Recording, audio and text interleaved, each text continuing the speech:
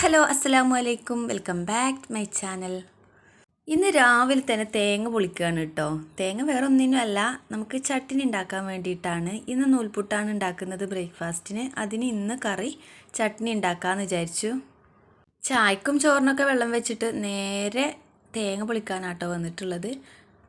ഇന്ന് എന്നും എണീക്കുന്നതിലേറെ കുറച്ച് നേരം വൈകിട്ടാണ് എണീറ്റിട്ടുള്ളത്. മക്കൾസിന് മദ്രസ ഇല്ല, അതുകൊണ്ട് തന്നെ കുറച്ച് നേരം വൈകി. പിന്നെ ഇന്നലെ കിടന്നപ്പോഴും നേരം വൈകിട്ടുണ്ടായിരുന്നു, അതുകൊണ്ടാണ് നേരം വൈകി എണീറ്റിട്ടുള്ളത്. ഇന്ന് 5:45 ആയിട്ടുണ്ട് എണീറ്റ് വന്നപ്പോഴേക്കും. അങ്ങനെ തേങ്ങയൊക്കെ പൊട്ടിച്ചിട്ടുണ്ട്. തേങ്ങ വെള്ളം ഞാൻ കുടിച്ചിട്ടോ, ലേശം ഉണ്ടായിരുന്നുള്ളൂ. കുടിച്ച വെള്ളത്തിന് നല്ല മധുരം ഉണ്ടായിരുന്നു. തേങ്ങ പൊട്ടിച്ചതിന് ശേഷം അത് ചിരകാനൊന്നും നിന്നില്ല. പെട്ടെന്ന് തന്നെ ഞാൻ നൂൽപുട്ട് ഉണ്ടാക്കാനാണ് നിന്നിട്ടുള്ളത്. അതിനിടയിൽ നമ്മുടെ ലിയമോൾ ഉണർന്നിട്ടുണ്ടായിരുന്നു കേട്ടോ. അപ്പോൾ തേങ്ങ പൊട്ടിച്ച ഉടനെ തന്നെ അവളൊന്നും കൂടെ ഉറക്കാൻ വേണ്ടിയിട്ട് ഞാൻ പോയി. പക്ഷേ അവൾ ഉറങ്ങിയില്ല. പിന്നീട് ഞാൻ അവളെ ഉമ്മാൻ്റെ അടുത്ത് കൊടുത്തിട്ട് പെട്ടെന്ന് കിച്ചണിലേക്ക് തന്നെ വന്നതാണ് കേട്ടോ. ചെറിക്ക് പണിയുണ്ട്.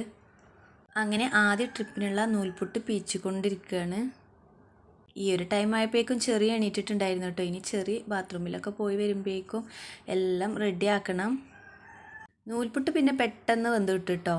ഇത് ആദ്യ ട്രിപ്പ് വെച്ചതിന് ശേഷം ഇനി ചട്നിയും കൂടെ ഉണ്ടാക്കാനുണ്ട്.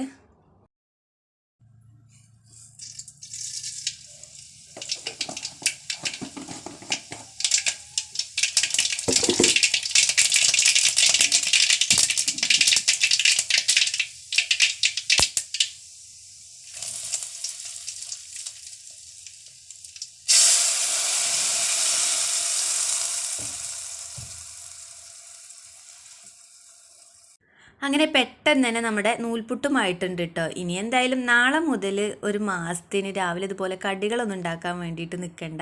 ലിയമോക്കും ലുലുവിനും എന്തെങ്കിലുമൊക്കെ ഉണ്ടാക്കിയാൽ മതി. ലിച്ചൂസും ചില ദിവസങ്ങളിലൊക്കെ കള്ളത്തരം കാട്ടിട്ടോ നോമ്പ് നോക്കാൻ. അപ്പം അവർക്ക് എന്തെങ്കിലുമൊക്കെ അഡ്ജസ്റ്റ് ചെയ്ത് വെച്ചാൽ മതി. ഇന്ന് ലിയക്കുട്ടി മഹാ കള്ളത്തിയാണ് കേട്ടോ.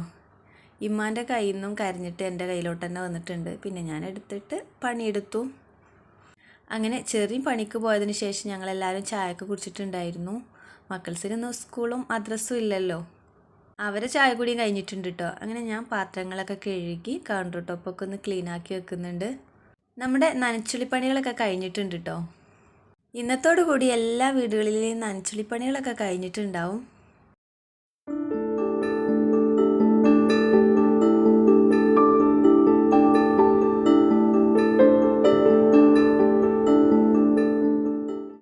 അടുത്ത പണി കുറച്ച് ബീഫ് ഉണ്ട് കേട്ടോ. ഫ്രിഡ്ജിൽ കുറച്ച് ബീഫ് ഉണ്ടായിരുന്നു. അപ്പോൾ ചെറി പറഞ്ഞു ഇനിയിപ്പോൾ നോമ്പല്ലേ, ലേശം അച്ചാറൊക്കെ ഇട്ട് വെക്കാം. ബീഫ് അച്ചാറുണ്ടെങ്കിൽ പെലച്ചൊക്കെ എണീക്കുമ്പോൾ ചോറിൻ്റെ കൂടെയൊക്കെ കൂട്ടാലോ എന്ന് പറഞ്ഞു. പെലച്ചാന്ന് പറയുന്നത് നമ്മൾ നോമ്പിനൊക്കെ രാവിലെ എണീറ്റ് കഴിക്കൂലേ അത്താഴത്തിന്, അതിനാണ് കേട്ടോ പെലച്ചാന്ന് പറഞ്ഞത്. അങ്ങനെ അച്ചാറുണ്ടാക്കാൻ വേണ്ടിയിട്ട് ബീഫ് മുറിച്ചുകൊണ്ടിരിക്കുകയാണ്. ഫ്രിഡ്ജിൽ വെച്ചതുകൊണ്ട് തന്നെ പെട്ടെന്ന് തന്നെ മുറിക്കാൻ കഴിയുന്നുണ്ട് കേട്ടോ. ചെറുതായിട്ടൊന്ന് തണുപ്പ് പോവാൻ വേണ്ടിയിട്ട് ഞാൻ പുറത്ത് കുറച്ച് നേരം മാറ്റി വെച്ചിട്ടുണ്ടായിരുന്നു. അല്ലാതെ മുറിക്കുകയാണെങ്കിൽ കൈ പെട്ടെന്ന് കടയും. അങ്ങനെ മുറിക്കലും ക്ലീനാക്കലൊക്കെ കഴിഞ്ഞതിന് ശേഷം മസാലയൊക്കെ കൂട്ടി ഞാനത് വേവിക്കാൻ വെച്ചിട്ടുണ്ടായിരുന്നു കുക്കറിൽ. അത് കഴിഞ്ഞ് വെന്ത് കഴിഞ്ഞതിന് ശേഷം അതൊന്ന് പൊരിച്ചെടുക്കുന്നുണ്ട്, ഫ്രൈ ചെയ്തെടുക്കുന്നുണ്ട്. ഫ്രൈ ചെയ്തും കൂടെ എടുത്താൽ കുറച്ച് ബീഫേ ഉണ്ടാവുള്ളൂ കേട്ടോ. ഫ്രൈ ചെയ്തതിൻ്റെ ബാക്കിയുള്ള ആ എണ്ണയിലോട്ട് തന്നെയാണ് കടുകും ഉലുവയൊക്കെ പൊട്ടിക്കുന്നത്. അതിനുശേഷം വെളുത്തുള്ളിയും ഇഞ്ചിയും കൂടെ ചതച്ചതും കൂടെ ഇട്ടുകൊടുത്ത് നല്ലതുപോലെ ഒന്ന് വഴറ്റി കൊടുക്കണം. വഴറ്റിയതിന് ശേഷം അതിലേക്ക് ബീഫ് മസാലയും അതുപോലെ നമ്മുടെ പിക്കിൾ പൗഡറും കുറച്ചും കൂടെ ഇട്ട് കൊടുത്തിട്ട് അതും കൂടെ ഒന്ന് വഴറ്റിയതിന് ശേഷം നമ്മുടെ ഫ്രൈ ചെയ്ത് വെച്ചിട്ടുള്ള ബീഫും കൂടെ ഇട്ട് കൊടുത്ത് അതിലേക്ക് വിനാഗിരിയും കൂടെ ഒഴിച്ചു കൊടുക്കണം. ഗരം മസാലയും കൂടെ ഇട്ട് കൊടുത്താൽ നല്ല ടേസ്റ്റ് ആയിരിക്കും കേട്ടോ. ഗരം മസാല ഉണ്ടായിരുന്നില്ല, അതുകൊണ്ട് ഞാനത് ഇട്ട് കൊടുത്തിട്ടില്ല.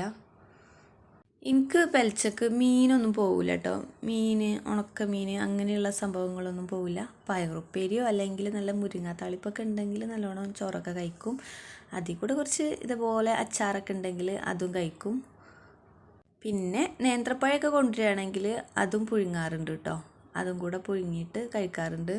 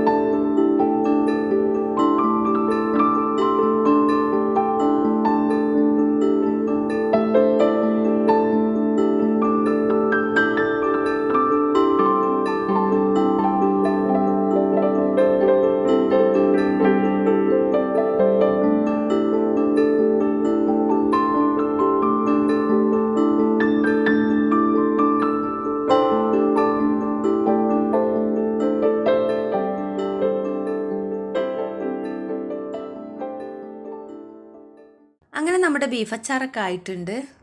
ഇത് നല്ലതുപോലെ ഒന്ന് തിളച്ച് വന്നാൽ ഇനി വാങ്ങി വെക്കാം. അതിനുശേഷം ഇമ്മ കുറച്ച് വിറക് കൊണ്ടുവന്നിട്ടുണ്ടായിരുന്നു കേട്ടോ. അതിൽ കുറച്ച് മുറ്റത്തുണ്ടായിരുന്നു, അതൊന്ന് വെട്ടിയിട്ട് വിറക് പെരിയിലേക്ക് വെക്കാമെന്ന് വിചാരിച്ചു.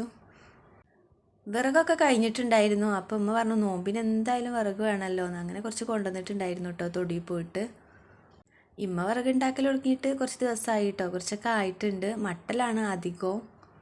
നമ്മളിവിടെ പത്തിരിയൊക്കെ ഉണ്ടാക്കുമ്പം അടുപ്പിൽ തന്നെയാണ് ഉണ്ടാക്കാറ് കേട്ടോ, ഗ്യാസൊന്നും യൂസ് ചെയ്യാറില്ല. അതുകൊണ്ട് തന്നെ വിറക് വേണം. ഇത്രയ്ക്ക് വിറകും ഉണ്ടാക്കിയിട്ടുണ്ട് കേട്ടോ. ഇനി തൊടിയിൽ നിന്ന് കുറച്ചും കൂടെ കൊണ്ടുവരാനുണ്ട്. ഇത് വൈകുന്നേരത്തെ പരിപാടിയാണ് കേട്ടോ. ഇന്ന് വൈകുന്നേരത്തിന് ചായക്ക് കടി ലഡുവാണ് കേട്ടോ. ഇത് വെറും ലഡു അല്ല, നമ്മുടെ അമൃതപ്പൊടി ഇല്ലേ, അതുപയോഗിച്ചിട്ടാണ് ഇത് ഉണ്ടാക്കുന്നത്. ഇതുപോലെ ഉണ്ടാക്കി കൊടുത്താൽ കുട്ടികളൊക്കെ കഴിക്കും. കുറുക്ക് പോലെ ഉണ്ടാക്കിയാൽ ആരും കഴിക്കില്ല കേട്ടോ. ഉമ്മാക്കൊക്കെ ഇഷ്ടമാണ്, ഉമ്മയൊക്കെ കഴിക്കും. മക്കൾസ് ആരും കഴിക്കില്ല. അതുകൊണ്ട് ഇതുപോലെ ഉണ്ടാക്കും, അല്ലെങ്കിൽ വറുപ്പിട്ട് പോലെ ഉണ്ടാക്കും. അങ്ങനെയൊക്കെ ആണെങ്കിൽ കുറച്ചൊക്കെ അവർ കഴിക്കും. നമ്മുടെ ലിയമ്മക്ക് 3 വയസ്സാകുന്നത് വരെ ഇത് നഴ്സറിയിൽ നിന്ന് കിട്ടും കേട്ടോ. അപ്പം എൻ്റെ ഇന്നത്തെ വീഡിയോ ഇത്രയൊക്കെയുള്ളൂ. വീഡിയോ ഇഷ്ടപ്പെട്ടാൽ സബ്സ്ക്രൈബും ലൈക്കും ഷെയറൊക്കെ ചെയ്ത് എന്നെ ഒന്ന് സപ്പോർട്ട് ചെയ്യുക. താങ്ക്